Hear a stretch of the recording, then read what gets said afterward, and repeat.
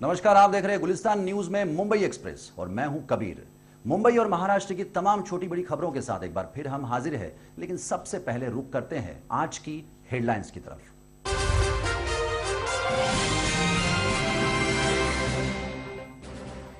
मुंबई के कांदिवली से एनसीपी उम्मीदवार श्रीकांत मिश्रा ने किया मोदी पर वार। कहा, मोदी नहीं ला सकते देश में अच्छे दिन।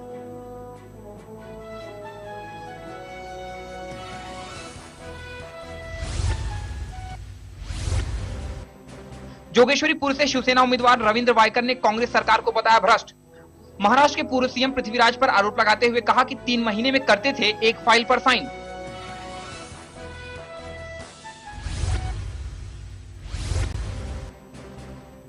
ईशान मुंबई से कांग्रेस के जिला अध्यक्ष मनोज दुबे ने कांग्रेस छोड़ बीजेपी का पकड़ा हाथ। मनोज ने कांग्रेस के वरिष्ठ नेताओं पर लगाया आरोप। कहा, टिकट बांटने में हुई मनमानी।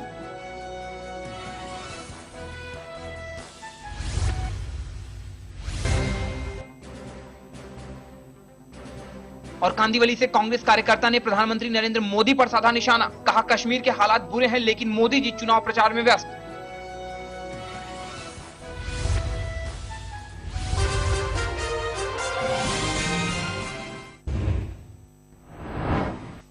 सबसे पहले बात करते हैं महाराष्ट्र के विधानसभा चुनाव की तैयारियों की, जहां राज्य में हर एक राजनीतिक पार्टी पूरे जोश और खरोश के साथ चुनावी मैदान में उतरी है। वहीं मुंबई के कांदिवली विधानसभा क्षेत्र से एनसीपी के प्रत्याशी श्रीकांत मिश्रा भी पूरी तरह से अपने इलेक्शन कैंपेन में लगे हुए हैं। एक तरफ वो अपनी पार्टी की अच्छाइयां गिना रहे हैं, तो वहीं दूसरी तरफ वो देश के प्रधानमंत्री नरेंद्र मोदी पर तीखे प्रहार करने से नहीं चूक रहे। उनका मानना है कि नरेंद्र मोदी देश के एकमात्र ऐसे प्रधानमंत्री हैं जो सबसे ज्यादा झूठ बोलते हैं।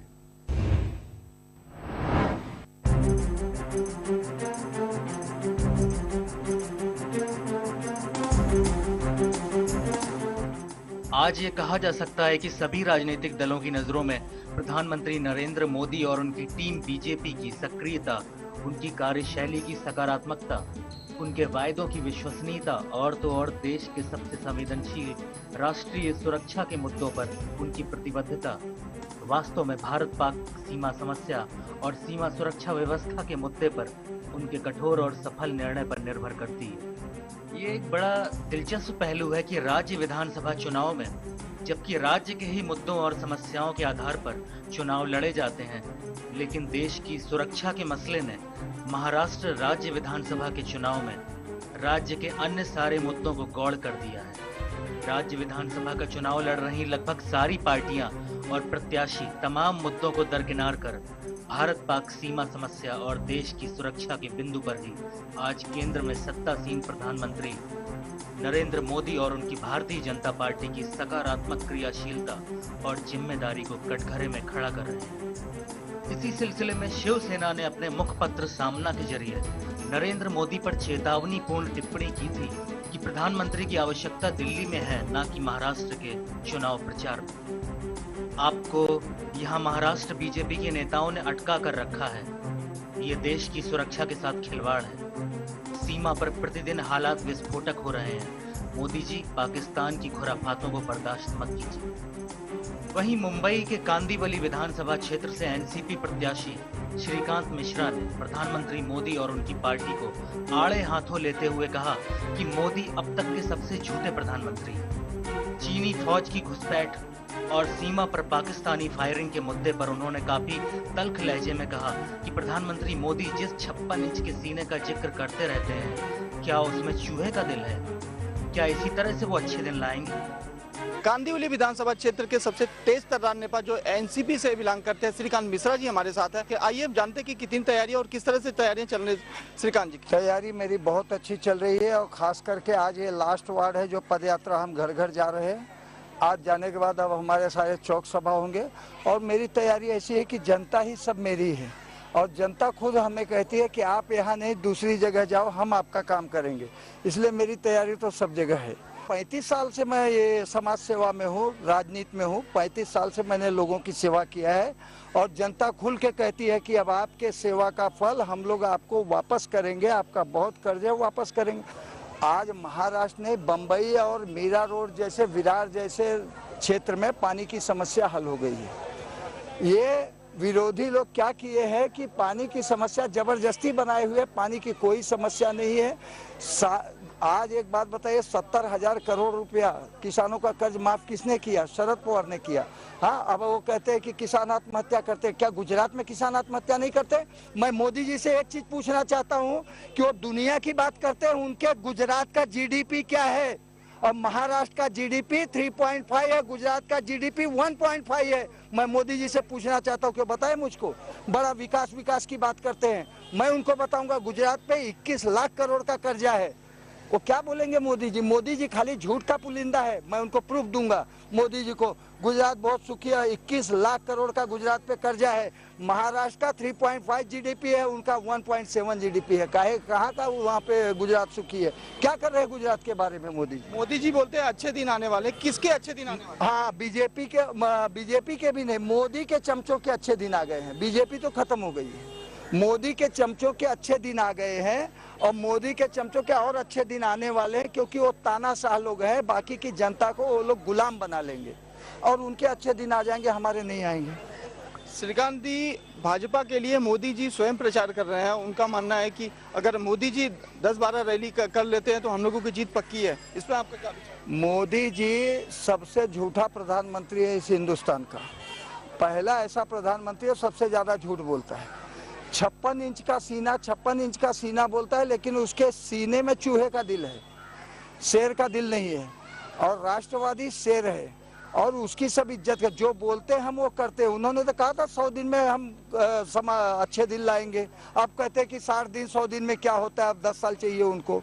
वो सारी बात झूठ बोलते हैं, गोल गोल घुमाते, इसलिए मोदी जी का कोई असर नहीं होगा। अब अच्छे दिन मोदी तो नहीं ला सकता, अब अच्छे दिन राष्ट्रवादी ही लाएगी। और खास करके महाराष्ट्र में राष्ट्रवादी के सिवा और कोई पर्याय नहीं। जब मनमोहन जी प्रधानमंत्री थे तो एक आदमी का सर कटा था, बोले भारत माता के एक लाल का सर कटा है, मैं 100 लाल, हम लोग 100 सर काट के लाएंगे। और मोदी जी को मैं बताना चाहता हूँ कि आज की तारीख में कम से कम 50-60 सर रोज कटते हैं। फिर भी मोदी कहते हैं कि मैं क्या हूँ समझ लेना। तो क्या है वो, ये समझ में नहीं आता है। उनके बस का नहीं है, वो सिर्फ बड़ी बड़ी बात करते हैं। ये जो अमेरिका में गए थे सारा मैनेज था उनका, और अमेरिका में जाकर के उन्होंने वो अमेरिका के संसद में भाषण क्यों नहीं दिए? बड़े अमेरिका, ये सारा मैनेज था। जिस तरह से उन्होंने पूरा इलेक्शन मैनेज किया था, वैसे अमेरिका का यात्रा मैनेज है। वो सिर्फ पॉपुलैरिटी बढ़ा रहे हैं वर्ल्ड में अपना, और कुछ नहीं कर रहे हैं।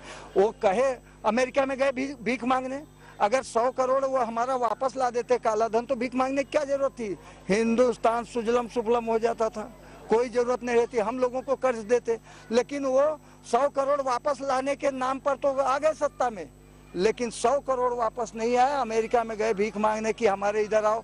जैसे एक बार अमेरिकन आए, उनको भगाने के लिए महात्मा गांधी बेचारे मर गए। अब ये महात्मा गांधी का नाम लेके जा रहे हैं कि फिर से वापस आओ, तुम हमारे देश में धंधा करो। पहले भी वो धंधा करने आए थे, मसाला बेचने आए थे। अब ये उनको बोलते हैं माउस, बोलते हैं हमारा हिंदुस्तान सांप सपेरों का देश था, अब माउस पे आ गया है। तो माउस उनके सीने में है, 56 इंच के सीने में माउस है उनके।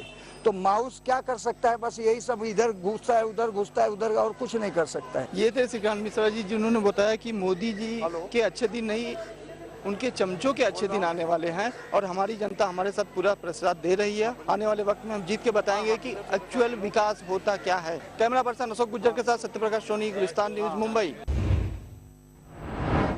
तो देखा आपने किस तरह से एनसीपी के प्रत्याशी श्रीकांत मिश्रा देश के प्रधानमंत्री नरेंद्र मोदी पर निशाना साध रहे हैं।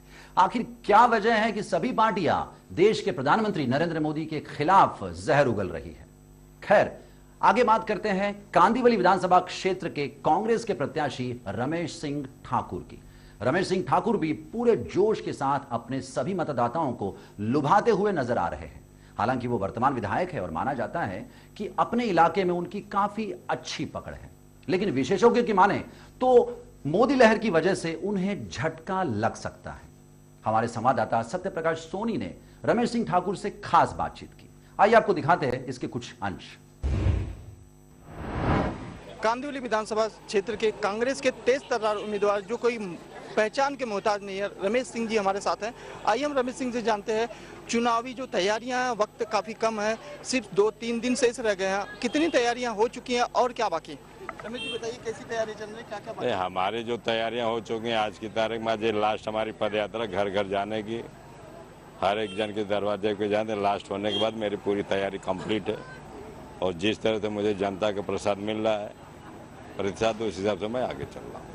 रमेश जी कल मोदी जी आए थे घाट के ऊपर, उन्होंने एक स्टेटमेंट दिया था कि महाराष्ट्र में जब पानी की समस्या होती है जनता से अजीत पवार दादा के पास जाती है तो अजीत पवार दादा कहते हैं कि भाई हम क्या भगवान है जो पानी दे देंगे, उसके ऊपर आप क्या कहें? नहीं, हमारी सरकार ने पानी की योजना बना के रखी है, ऐसी बात नहीं है। मिडल में तरना है, तानसा है, भादसा है, हर एक जगह पर, हर एक स्टेट, हर एक जगहों के इसके लिए स्टेट वाइज, जिला वाइज पानी की व्यवस्था करके रखी, जो यहाँ पे अगर हमारे ख्याल से 2 साल तक बारिश नहीं तो भी हम पानी मुंबई को दे सकते हैं, महाराष्ट्र को दे सकते हैं। एक तरफ जहां पाकिस्तान और भारत के बॉर्डर पे लड़ाई चल रही है, काफ़ी दिनों से पाकिस्तान सीमा का उल्लंघन करते जा रहा है, वहीं दूसरी तरफ हमारे जो वरिष्ठ हैं, हमारे जो प्रधानमंत्री जी हैं, मुंबई में आके अपने पार्टी के लिए प्रचार में लगे हैं, उस पर आप क्या कहेंगे? देखो, ऐसा है कि जिस जनता ने उन्हें चुन के दिया है, जनता ने दिया कि अच्छे दिन आने वाले हैं, लेकिन अच्छे दिन जनता के नहीं, उनके अच्छे दिन है कि जो सीएम से डायरेक्ट पीएम बन गए, अच्छे दिन उनके आए हैं। और जो आज की जनता है, जनता को देखने, जनता की आवाज़ें बंद करने की ताकत उन्होंने मीडिया के द्वारा बंद करने की ताकत रखे हैं। को मीडिया को लेके चलें कि हम जनता को पूरा अपनी मुट्ठी में करके चल रहा हूँ, उन्हें जनता से नहीं मतलब है, जनता मर रही है कि क्या कर रही है उससे उनसे नहीं मतलब है, लेकिन हम मीडिया के द्वारा हम हर एक चीज़ कर रहा हूँ। वो सिर्फ ऊपर की मीडिया के द्वारा जो चला रहे हैं, वो आने वाले टाइम में उनको खुद को जवाब मिला कि जब आएंगे 5 साल तो उन्हें जवाब मिल जाएगा। क्या महाराष्ट्र में अभी स्वर्गीय गोपीनाथ मुंडे जी के नाम पे वोट मांगा जा रहा है, क्या महाराष्ट्र में बीजेपी में और कोई ऐसा नेता नहीं जिसके नाम पे वोट मांगा जा सके? अब वो जब पीएम महाराष्ट्र में आकर के दौरा कर रहे हैं, मीटिंग ले रहे हैं, कोई भी पीएम एक बार आता है, लेकिन उनको बार बार आने की इतनी उत्सुकता उन्हें बढ़ गई कि महाराष्ट्र में आने की, जब उनके पास नहीं, इसका मतलब वो कि उनका जनाधार खत्म हो चुका है, तब पीएम को आना पड़ रहा है। और पीएम एक ऐसे हैं कि जो उन्हें देश चलाना है, ना कि महाराष्ट्र का स्टेट चलाना है। तब ये समझ सकते हो यहाँ की जनता जान गई कि भाई उनके पास क्या ताकत है। वो आ गए रोड पे, जिसको बोलते हैं रोड छाप, अब उस पर आ गए। पीएम की औकात नहीं, पीएम अपना काम करे, देश का काम करता है। मीटिंग लेना तो एक बार आकर के मीटिंग लेके चले जाते हैं, लेकिन आज रोड छाप हो गए पीएम हमारे, कि जो रोड पे आकर के प्रचार कर रहे हैं, वोट मांग रहे हैं। मतलब ऐसा माना जाए कि बीजेपी में अगर मोदी है तो बीजेपी है, मोदी नहीं तो बीजेपी नहीं है। बीजेपी का कोई औकात ही नहीं है, कुछ नहीं। आज मोदी के नाम पे बीजेपी गई और बीजेपी को, मोदी को आगे बढ़ाने का काम मीडिया ने किया है, बाकी नहीं कोई कर पाया है। आज अगर मीडिया बंद हो जाए तो जनता उनको जवाब दे दे कहां पे जा रहा है। तो देखा आपने रमेश सिंह ठाकुर किस तरह से अपने काम की तारीफ करते नजर आ रहे हैं। वैसे अपने मुंह मियां मिट्ठू बनना तो सबकी आदत होती है, लेकिन जब हमने उनके इलाके की जनता से बात करके सच्चाई जानने की कोशिश की तो हमें कई बातें पता चली। आइए आपको भी बताते हैं कि उनके विधानसभा क्षेत्र की जनता क्या कहती है। ऐसा है कि रमेश सिंह जी यहाँ से 92 से जुड़े हुए। जब इन्होंने राजनीति की शुरुआत की तो यहाँ की जनता ने उन्हें निर्दलीय के रूप में नगर सेवक बना के भेजा और पिछले 20 साल से यहाँ के लोग इनको नगर सेवक बना के कंटिन्यू महानगर पालिका में भेज रहे। 2009 में भी हनुमान नगर की जनता ने भारी बहुमत से विजयी बना करके इनको विधानसभा में भेजा था और इस बार भी यहाँ की जनता इनको भारी बहुमत से विजयी बना के विधानसभा में भेजेगी। रही काम की बात, मैं पहले भी कह चुका हूं कि चाहे रोड चौड़ा करने की बात रही हो, चाहे हिंदू शमशान भूमि की बात रही हो, चाहे मुस्लिम कब्रिस्तान की बात रही हो, दोनों काम यहाँ पे उन्होंने किया है। हिंदू शमशान भूमि में जो शेड बनाने का काम, जो तकलीफ थी, बॉडी बाहर जलाई जा रही थी, उन्होंने शेड बना के दिया है, वहाँ पे मंदिर बनाया है। मुस्लिम कब्रिस्तान में जब बॉडी जाती है, अर्थी जाती है, उसके पहले एक नमाज होती है, उस नमाज को पढ़ने के लिए उन्होंने एक शेड बना के दिया है और अंदर जो कब्रिस्तान के अंदर है पूरा पैसेज बना के दिया है। तो ऐसा नहीं है, जो आखिरी यात्रा इंसान की होती है उसके लिए भी इन्होंने काम किया है। और दूसरी बात, नाले का वाइंडिंग का काम किए हैं, रोड चौड़ा करने का काम किया। प्रधानमंत्री बनने के बाद नरेंद्र मोदी सभी पार्टियों के निशाने पर है। जहां एक तरफ AIMIM के विधायक अकबरुद्दीन ओवैसी अक्सर उन पर जहर उगलते रहते हैं, वहीं दूसरी तरफ मुंबई के कांदिवली विधानसभा क्षेत्र के कांग्रेस के प्रत्याशी रमेश सिंह ठाकुर के समर्थक ने कुछ ऐसा कह डाला जिसकी वजह से नरेंद्र मोदी पर प्रश्न चिन्ह लग गया। आखिर कांग्रेस के इस कार्यकर्ता ने ऐसा क्या कह डाला, आइए आपको दिखाते हैं। इन्होंने कहा था कि मैं महंगाई कम कर दूंगा। 4 महीना हो गया, आज 30 रुपए किलो आलू बिक रहा है, 80 रुपए किलो टमाटर हो गया। रही बात पाकिस्तान की, इन्होंने कहा था कि अगर आंख दिखाएंगे तो आंख निकाल लूंगा। 3 जब गर्दन कटी थी तो इन्होंने कहा था कि मैं पाकिस्तान पे अटैक करूंगा। उस पाकिस्तान को जो दिल्ली के प्रधानमंत्री, इस देश के प्रधानमंत्री हैं, दिल्ली की कुर्सी छोड़ करके महाराष्ट्र में घूम रहे बीजेपी का प्रचार मंत्री बन के वो बीजेपी का प्रचार कर रहे हैं। इस देश का प्रधानमंत्री आज तक 60 साल में इतिहास है, कोई भी प्रधानमंत्री इतनी बार किसी स्टेट में प्रचार करने नहीं गया है। ये आपको मीडिया को दिखानी चाहिए। दिन में 3 बार उनके कपड़े चेंज हो रहे। मुझे याद है ये मीडिया वाले शिवराज पाटिल जी जब बम ब्लास्ट हुआ था 2 बार कपड़ा चेंज हुआ था तो पूरे मीडिया ने दिखाया। आज उनका कपड़ा क्यों नहीं दिखाया जा रहा, मेरे समझ में नहीं आ रहा। मीडिया वो बोले मैं सेवक हूं और सेवक का कपड़ा एक सेट 10,000 का है, तो सेवकगिरी कहां गई। मोदी जी के ही अच्छे दिन है, पूरे विदेश में घूम रहे, जापान घूम रहे, अमेरिका घूम रहे, चीन घूम रहे। एक मौका मिला है पूरे विदेश में घूम रहे। अपने माँ का चरण, आप मुझे एक बात बताइए, हम सब यहाँ पे हैं, भारतीय संस्कृति में पले बढ़े, अपनी माँ का चरण कौन नहीं छूता है, हम सब छूते हैं। कोई भी अच्छे काम में जाते, माता जी, पिताजी, अपने से बड़े भाई बहन भाभी हैं, उनका पैर छू के जाते। कोई अच्छे काम में जाते, अपने पास 100, 200, 500 रुपया हो तो शगुन देते हैं। आप मीडिया के लोग भी जब अपने ऑफिस में जाते होंगे, उस चौकट का माथा टेक के छू के ही अपने ऑफिस में, उन्होंने संसद पे माथा टेका, पहली बार गए थे, तो कौन सी बड़ी बात हुई। मीडिया ने पूरा हाईलाइट किया। अरे कोई अच्छा काम तो बताओ, आप महंगाई करो। पाकिस्तान रोज अटैक कर रहा है, आज 7 दिन से महाराष्ट्र में घूम रहे, उसका जवाब देना चाहिए, वो उनसे नहीं हो रहा है। हमारा रक्षा मंत्री हॉस्पिटल में, पूर्णकालिक रक्षा मंत्री हमारे पास नहीं है। आज देश एकदम विषम परिस्थिति में है। उनको मेरा एक ही रिक्वेस्ट है आपके चैनल के माध्यम से, मोदी जी आपको प्रचार मंत्री रहना तो बीजेपी का प्रचार मंत्री रहिए, नहीं तो देश को, जनता ने आपको प्रधानमंत्री बनाया। इस देश की रक्षा करो। राज्य बाद में, पार्टी बाद में, सबसे बड़ा देश है, इस देश की रक्षा करनी चाहिए। मेरे पास 58 इंच का सीना है, मैं मर्द हूँ, मेरे समझ में नहीं आ रहा है। जैसे बापू का टेस्ट हुआ वैसे इनकी भी टेस्ट करवाने चाहिए। इनकी मर्दानगी कहाँ गई, एक कहाँ गई मर्दानगी और कहाँ गया 58 इंच का सीना। आज तक का 60 साल में इतिहास है, कोई भी प्रधानमंत्री 18 सभा इस महाराष्ट्र के अंदर नहीं लिया है। ये सबसे बड़ा निषेध है और हमारा देश है संकट में है और वो गली गली घूम रहे, इसका निषेध हम सब करते हैं। चुनाव प्रचार के दौरान आरोपों और प्रत्यारोपों का दौर तो चलता ही रहता है। मुंबई के जोगेश्वरी पूर्व विधानसभा क्षेत्र के शिवसेना के उम्मीदवार रविंद्र वायकर ने अपने चुनाव प्रचार में कांग्रेस पर तीखा प्रहार किया। महाराष्ट्र सरकार के घोटालों और भ्रष्टाचारों का हवाला देते हुए रविंद्र वायकर ने कांग्रेस पर आरोपों की झड़ी लगा दी। ऐसी तो समस्या है कांग्रेस के राज में तो बहुत ही है, इसीलिए तो शिवसेना का राज लाना चाहते हैं और समस्या से जूझने वाले लोगों को सुविधा प्राप्त कर देने का प्रयास करेंगे। सरकार शिवसेना की आएगी तो ये सब कुछ होने वाला है। आम महाराष्ट्र की जनता जान रही है कि कैसा भ्रष्टाचार हो गया है। सिंचन में भ्रष्टाचार, बाद में चारा घोटाला, पानी में, इसमें सब में घोटाला है उसका।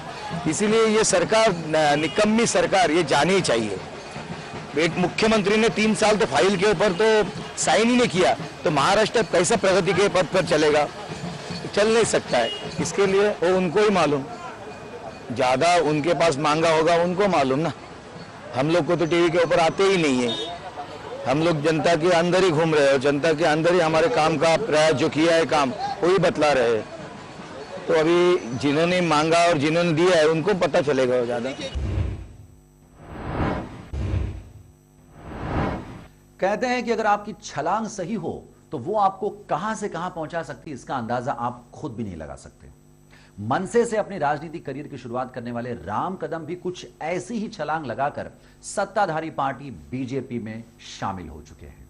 और इतना ही नहीं, कम समय में ही वो नरेंद्र मोदी के काफी करीब पहुंच चुके हैं। इसका नजारा हमें देखने को मिला मुंबई के घाटकोपर में आयोजित एक चुनावी सभा में, जहां वो नरेंद्र मोदी के काफी करीब नजर आए। इतना ही नहीं, इस मौके पर नरेंद्र मोदी राम कदम की तारीफ करते हुए नजर आए और साथ ही जनता से उनके लिए वोट की अपील भी करते हुए नजर आए। वहीं दूसरी तरफ पिछले 25 सालों से विधायक रह चुके प्रकाश मेहता भी इस बार अपना सिक्सर लगाने के लिए पूरी तरह से तैयार हैं। विधानसभा चुनाव की इस गहमा गहमी में कांग्रेस को एक और झटका।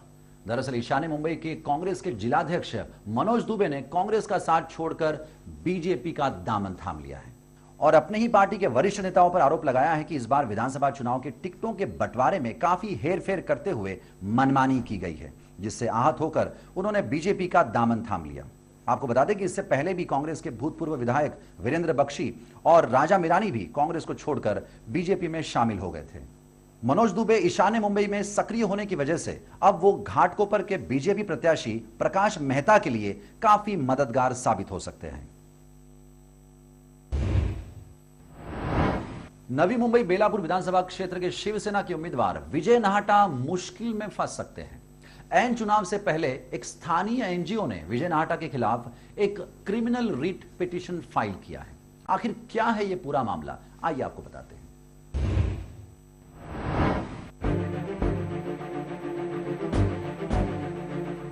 महाराष्ट्र राज्य के विधानसभा चुनाव में नवी मुंबई के बेलापुर विधानसभा क्षेत्र से शिवसेना के प्रत्याशी विजय नाहटा के मुंबई उच्च न्यायालय में दाखिल किए गए एक आपराधिक मामले में फंसने के आसार नजर आ रहे हैं। असल में एक एनजीओ संचालक ने उन पर आरोप लगाए हैं कि उन्होंने नवी मुंबई महानगर पालिका में आयुक्त के पद पर सेवा करने के दौरान सरकारी योजनाओं के अंतर्गत हुए कामों का श्रेय सार्वजनिक तौर पर खुद को दिया। इस अभियोग में ये सवाल भी किया गया है कि क्या कोई सरकारी कर्मचारी अपने सेवा काल में किए गए कार्यों का व्यक्तिगत श्रेय ले सकता है। एनजीओ संचालक के कुमार ने बताया कि शिवसेना उम्मीदवार विजय नाहटा ने जनता को वितरित किए गए अपने प्रकाशित घोषणा पत्र में यह सूचना अंकित की है कि नवी मुंबई महानगर पालिका में आयुक्त पद पर रहते हुए उनके सेवा काल के दौरान नवी मुंबई महानगर पालिका में किसी भी काम का 5% कमीशन लिया जाता था और इस कारण से काम का स्तर काफी गिर गया था। विजय नाहटा की स्वघोषित सूचना या उनकी अपनी स्वीकारोक्ति के बाद सवाल ये उठता है कि उन्होंने मूक दर्शक बने रहकर जनता के धन और संसाधनों का अपव्यय क्यों होने दिया। इसी तरह के तमाम सवालों को लेकर यह आपराधिक अभियोग मुंबई हाईकोर्ट में दाखिल किया गया है और निश्चित रूप से इस वजह से शिवसेना उम्मीदवार विजय नाहटा कानूनी मुश्किलों में फंसते हुए नजर आ रहे हैं। ये 4 साल नवी मुंबई पे राज किए इन्होंने और इन्होंने जितने भी सेल्फ डिक्लेरेशन क्राइम किया अपने ब्राउचर में, इन्होंने जितने चीजों लिखी हुई है जो जनता को गुमराह करने के लिए इन्होंने लिखा है, ये सब सेल्फ डिक्लेयर्ड क्राइम है इनका। इन्होंने लिखा है कि 5% कमीशन दिए बिना नवी मुंबई में कोई डेवलपमेंट का काम होता नहीं था और उस डेवलपमेंट के काम में बहुत ज्यादा घटियापन हुआ इसलिए कि कमीशन बांटा गया। ये उनका डिक्लेरेशन है। जब हम लोग as a voter, as a citizen ये मानते हैं कि 30% से ज्यादा कमीशन बांटा गया सारे काम में नवी मुंबई में, जहां तक भ्रष्टाचार हुआ वहां पे। और टोटल 4 साल के टेन्योर में सबसे ज्यादा भ्रष्टाचार इन्होंने किया जो इनका डिक्लेयर्ड है। इसमें मेन जो हम लोगों ने इनके ऊपर सवाल उठाया है कि आफ्टर रिटायरमेंट और ज्वाइनिंग के बाद जब इनको शिवसेना का कैंडिडेचर मिल गया उसके बाद इनकी जमीर जागी और उन्होंने सारा भ्रष्टाचार उजागर किया। तो रिटायरमेंट के बाद ये नवी मुंबई में कभी नहीं आए थे ये बताने, या इन बिटवीन सर्विस इन्होंने कभी नहीं बताया कि यहाँ पे क्या क्या भ्रष्टाचार हो रहा है और कभी आवाज नहीं उठाई।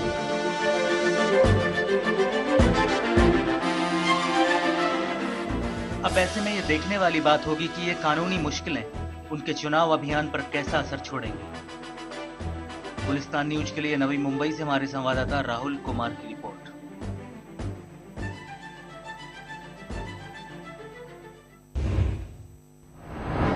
मुंबई और महाराष्ट्र की तमाम खबरों के लिए आप देख रहे थे मुंबई एक्सप्रेस। देश दुनिया की ताजा तरीन खबरों के लिए देखते रहिए गुलिस्तान न्यूज। नमस्कार।